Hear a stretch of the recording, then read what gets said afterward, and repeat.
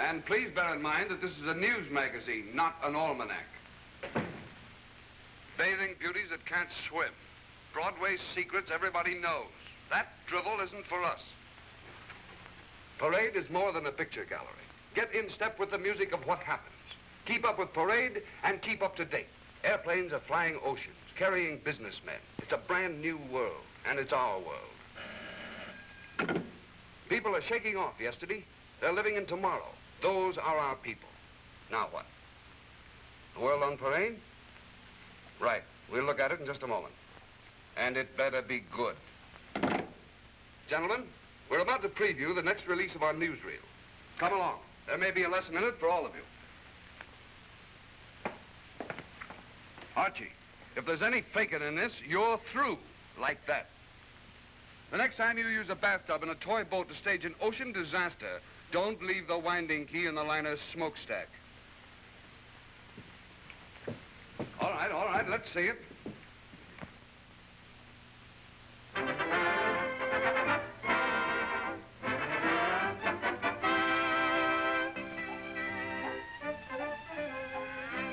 Once the idol of small boys, long the symbol of power and speed, the giant juggernaut of the rails now looks toward the future and to oblivion. New favorite of a new world is the Streamliner, faster, smoother, with new luxury. This is the answer to the demands of a forward-looking traveling public. New designs, new materials, obsoleting the cast iron and bulk of yesterday. A new era in transportation, 70, 80, 100 miles per hour. But more important than speed alone is speed with comfort and safety. Now, if you would travel first class, you travel Streamline. The Club Lounge, modern in design, modern in atmosphere. Gleaming chromium, deeply upholstered seats, soundproof from the outer world. Here, all the comforts of the club, including radio. Gone the old-fashioned observation platform where hardy souls took their scenery generously mixed with cinders and dust. In its place, this air-conditioned, glass-enclosed solarium. Lighter, stronger, safer. The Streamliner is more than a new type of train. It is a new conception of rail transportation, a significant demonstration of the ability of American engineering brains, free to design for progress instead of to precedent. America wants to ride first class. Here, Raymond Loewy, designer of the Streamline Pennsylvania Broadway Limited, an outstanding American industrial designer, reveals a model of the locomotive of tomorrow, now a building for service between New York and Chicago. Speaking with authority, Mr. Loewy forecasts ships, buses, yes, even family automobiles with the same progressive basic engineering. So watch out, America. Your ideal motor car seems to be on the way. Hold on. Stop it. Archie, where's the rest of that? Rest? Well, that's all there isn't anymore. Raymond Loewy practically tells you there's going to be a new deal in motoring, and you muff the tip? Listen, Mr. Wells, I'm a newsreel man, but I'm not a mind reader. Sure, he drops a tip and I get it. But what comes of it? Nothing. You mean to tell me? We're working on it, Mr. Wells, but that's all. We've scoured all the big motor combines and nothing. Right. If there's anything coming, it isn't from the big shots. At least nothing important. I don't believe it. Loewy knows what he's talking about. We don't dispute that. But with their production and planned investment, the cost of any really important improvement would be prohibitive.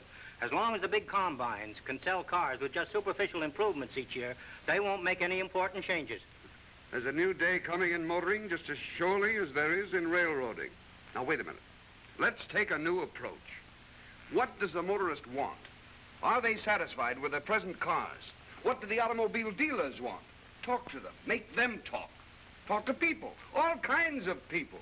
Talk to newlyweds with their first car. Talk to people of culture and good taste who have to count their pennies. Talk to people who never glance at a price tag. Talk to traveling salesmen who have to pay for their own gas and oil.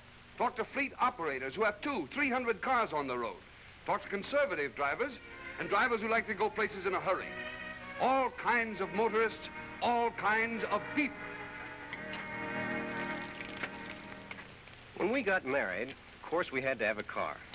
We started out to buy a low-priced car, but Lord Harry, when they got through tacking on extra prices for steering wheel gear shift and independent wheel springing and all the other things you really want, well, it just wasn't a low-priced car anymore.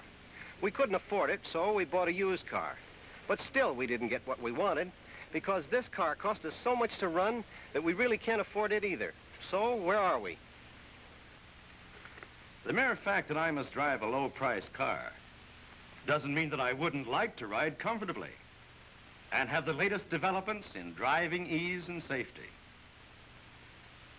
You know, some years ago, Vice President Tom Marshall stated that what America needed most was a good 5-cent cigar. That same philosophy might well be applied to building automobiles. I guess I drive an average of 25,000 miles a year. This car's economical, all right, but I hate to give up all the good things in motoring just for economy alone. Now, why can't I have a car that I can drive both for business and pleasure? Somebody ought to have brains enough to build such a car, and believe me, I'd buy it in a minute.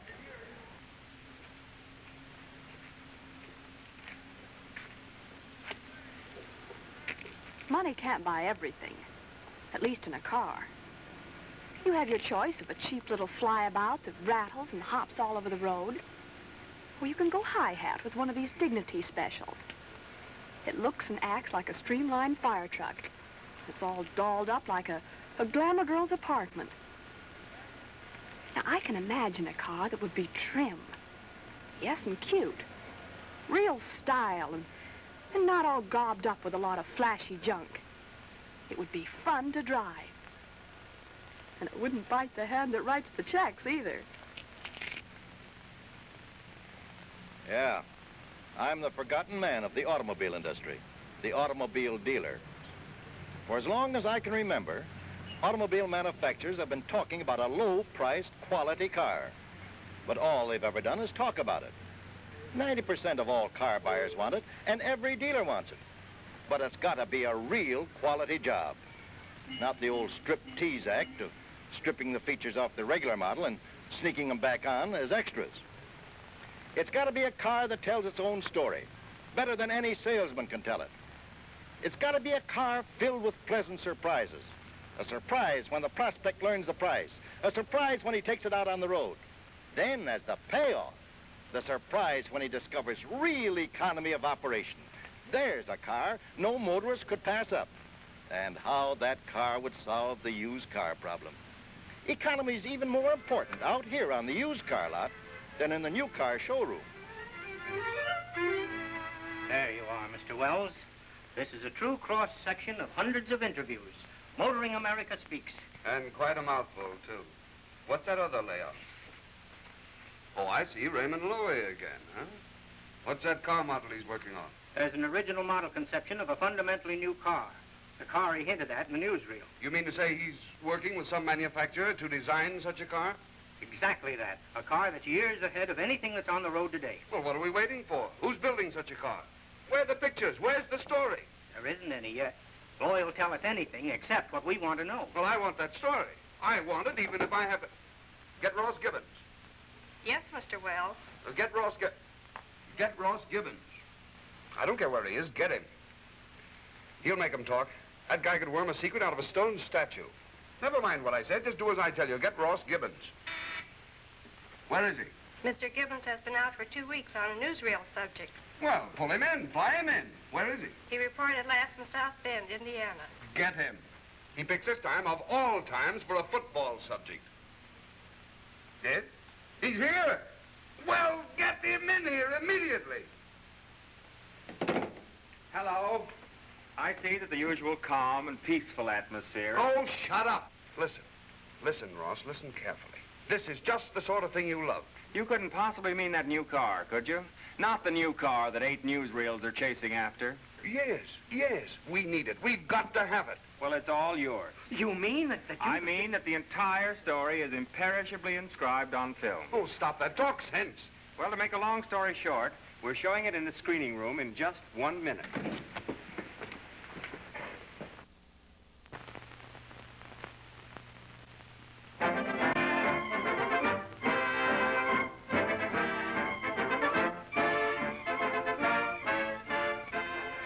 Collegian, South Bend, Indiana, is headquarters of championship football.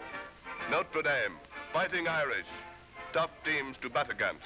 To the informed motorist, South Bend is headquarters of champion motor car. A Studebaker prairie schooner of gold rush days. A Studebaker carriage of Lincoln's time. The Studebaker carriage used by President Grant. President McKinley's carriage. Field carts for the Army in '98. An armored tractor for American doughboys in the World War. Mines for the North Sea. And nearby, a Studebaker roadster which set performance records that for 10 years have stood as a challenge to the rest of the industry. Records are no longer news at Studebaker. A new cup, another trophy is easily lost among the host of souvenirs of conquest. Indianapolis Speedway, Pikes Peak, Atlantic City Speedway, stock car races, hill climbs, reliability contests, outright winner of the Gilmore Yosemite Economy Run, all a part of Studebaker background. Among the stately, a shirt sleeve organization, little formality. But the foresight and independence of this group have influenced the design of all motor cars today. R.E. Cole, Vice President in charge of engineering.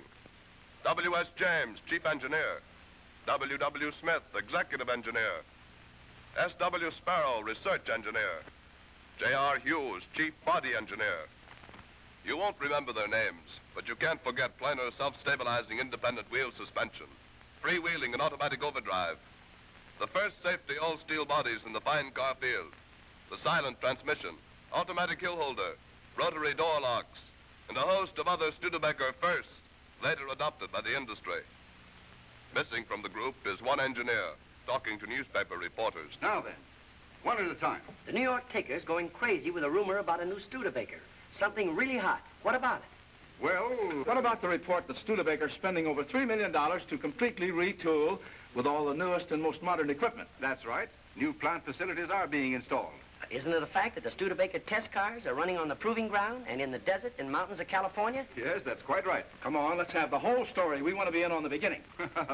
I'm afraid you're a little late for that, boys. You see, the beginning was 4 years ago. Wait a minute. What do you mean, 4 years ago? Just that. 4 years ago, President Paul G. Hoffman and H.S. Vance, chairman of the board, took the first steps toward giving the motoring public a long-needed new kind of car. Their investigations among motor car owners and dealers had shown conclusively that the so-called lowest price cars up to now have been definitely lacking in style appeal, quality construction, performance, and driving ease. And the best of them cost too much to run. Well, it seemed the time was ripe for the development of a basically better and more economical automobile. And so in the spring of 1935, they called in the engineers. It took courage to make that first step because it meant turning away from the past and stepping into the future. It meant years of research and development. Only an independent could make such a drastic move. But Studebaker was independent. Mr. Hoffman gave the engineers free rein to design the ideal car for the majority of motorists. To build this completely new car, Mr. Vance promised us completely new production facilities. Engineering and manufacturing would step out together, years ahead. And so we started. And for the first time in history, gentlemen, a group of engineers was free to do its best. There was no ball and chain of interchangeability of parts. Well, why so bitter about interchangeability? I always thought that interchangeability was the mainspring of volume manufacture. I had one taste of it years ago, and that was plenty.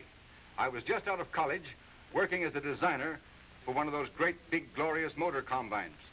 We were laying out an engine for a car in the lowest price field. It was quite a sweet little job, too. Nice performance and better economy than it ever had before. So I was pretty happy about the whole thing. And then I ran into interchangeability. Good Lord, Bill, we had an engine, but we won't have if you insist on padding it out with cast iron. 165 pounds of excess cast iron in the block. It's bound to ruin the job. Well, it won't do it any good, that's a cinch. But, Joe, this block has got to be thick enough so that they can bore out the cylinder barrels and make the same castings serve for the 70, the 80, and the DR truck. Interchangeability, you know. Well, all I know is that you're ruining a motor by adding 165 pounds of dead iron. We can't cool the job properly, and with all that extra dead weight, it's bound to make the car nose heavy and ruin the ride. And furthermore, our new economy goes right out of the window. I know how you feel, but Joe, forget it. It's just another crime committed in the name of the great god interchangeability. They sold 1 million cars last year. Maybe that's the answer. Maybe we're wrong. Bill, when I went to school, they told me that an engineer used his brains instead of cast iron. Maybe I came to the wrong place. But he knew better. The whole engineering gang knew better. But what could they do? Their hands were tied, and still are, handcuffed to that cast iron idol of interchangeability. And as a result, the motoring public has to pay $1.5 billion or $2 billion more a year just carrying around that excess weight.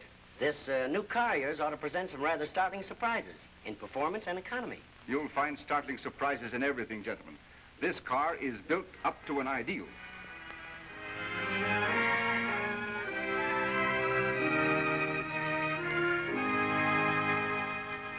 With a clean...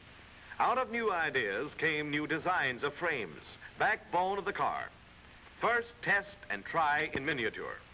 All were better than conventional practice, but some were better than others.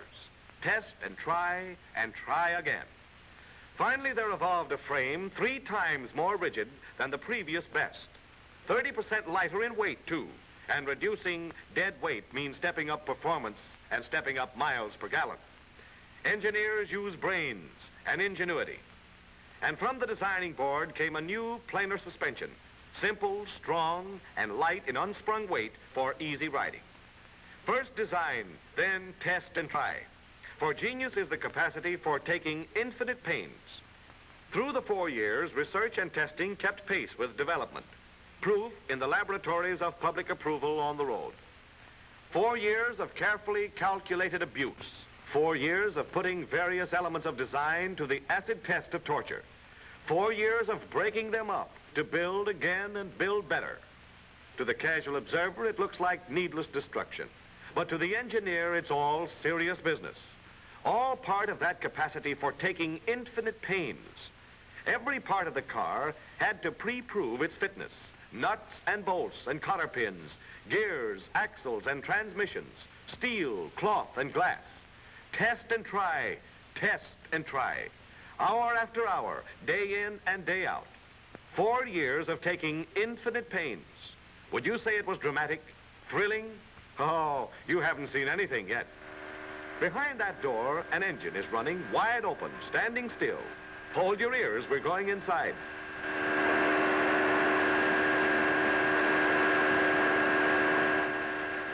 "5,000 revolutions a minute, going no place." The glowing metal tells a story of the effects of years of normal operation crowded into a few hours. Torture? Sure. 24 hours of this used to wreck the finest engine. But out of this torture, engineers learn to build better. Learn how to build this engine that already has withstood more than twice that grueling punishment and still stands up. Next, from a clean sheet, a new ideal in motor car bodies. But where to start? Why not start with people? After all, an automobile is made to carry people. So Studebaker built up from people, normal, full-size people, seated in the most comfortable position with plenty of leg room. So the seats are sketched in, then the line of the body, providing plenty of windshield space, plenty of headroom. Of course, these people would want lots of luggage space. So a roomy luggage locker was incorporated in the original design conception. There in rough outline was the passenger compartment, built to measure for roomy comfort.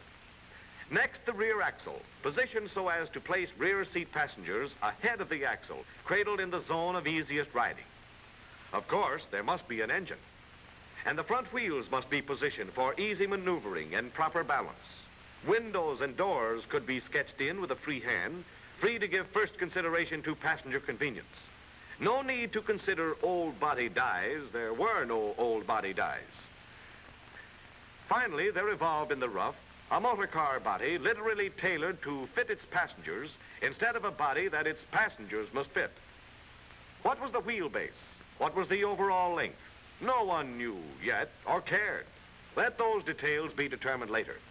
This was a car designed to do a job, not merely to imitate competitors. With basic proportions established, the ideal car was interpreted in styling. Many were the basic treatments, some quite conventional. some futuristic, fantastic, breathtaking. But in each, an effort to express a style motive as fresh and original as the car itself. Preliminary sketches, which best combine smartness, dignity, and good taste, were developed another step, sculptured into clay models. Here was originality, authoritative modern styling, assured by the master touch of America's foremost modernist in design, Raymond Loewy, creator of the style leaders of rail, sea, and air travel, was dictating a new mode in motor cars. Never before was any automobile styled with such jealous care.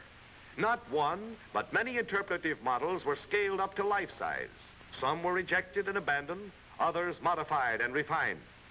No detail escaped this critical consideration. Radiator grille, headlights, hood and fenders, all were reformed, remodeled again and again. For here in the making was the style leader of all motordom. Leader in stamina, too, proved by torture tests on the proving ground, breaking up cars to find out how and why cars break up, and so to build them better. Behind all this slamming and banging, there is a sane and sound program of pre-proving America's ideal automobile. Here in the making is the respected reputation of future years. All this punishment has its purpose. For example, at first glance, this might seem rather unnecessary, even a little silly. But look closer, see what goes on. He shifts into high gear. Then,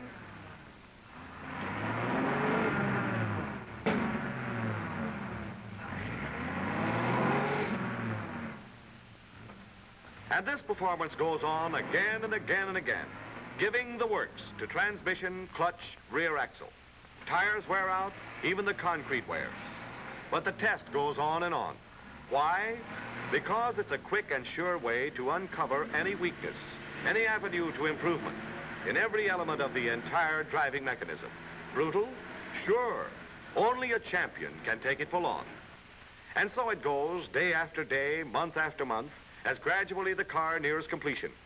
Much of this proving is thrilling to see, much is dull, but all is important, mighty important. Less spectacular, but more important, is the gradual progress to a new standard of operating economy. Gasoline mileage 20 to 30% better than cars of the so-called economy class. Finally, the climax of the trial by testing. 50 cars, 100 drivers, and each car to cover 10,000 miles in 2 weeks. Off to all corners of the nation. 500,000 miles of all America, in a hurry. The job of creating America's ideal car was nearly complete. Building cars for all America means machinery, millions of dollars of machinery. And into Studebaker plants were moved these ultra-modern production tools. In all the automobile industry, there are no other facilities as modern as these. Here are tools that set Studebaker years ahead in production efficiency. Of course, someday, all the rest of the industry will be building cars with these same production facilities. But in the meantime, Studebaker has a long head start. Starting from a clean slate, Studebaker begins production of its ideal car with the latest developments of the machinery age, better tools to build better and more economically. But more important than the millions of dollars of ultra-modern machines are the men behind them, Studebaker craftsmen. No mere names on a time clock. These are men, craftsmen, citizens of South Bend, head of families. Even their leisure hobbies bear evidence of skilled fingers. Among these 7,300 master artisans are many whose people came west in wagon trains. No drifters.